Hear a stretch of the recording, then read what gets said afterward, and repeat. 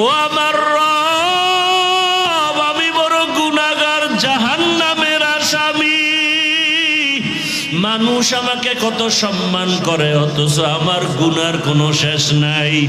মানুষ আমাকে মাওলানা বলে চেয়ার আগাইয়া দেয়, অথচ আমি মাওলা তোমার কাছে মানুষই হতে পারি না। জানে আমি বড় বক্তা, কিন্তু মাওলা তুমি জানো আমি সারা রাত মোবাইলে তাকায় তাকায় বেগানার ছবি দেখতেছি।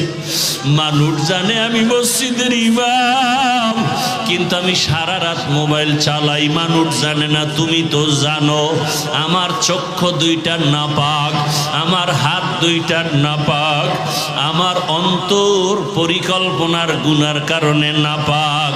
ও আল্লাহ, তুমি আমাকে মাফ করে দাও। এইভাবে কিছু আল্লাহর বান্দারা আল্লাহর কথা মোহাব্বত নিয়ে জাহান্নামের ভয়ে কান্না করে। কিয়ামতের ময়দানে গুনাহগার উম্মতের পানির ফোঁটা বৃথা যাবে না।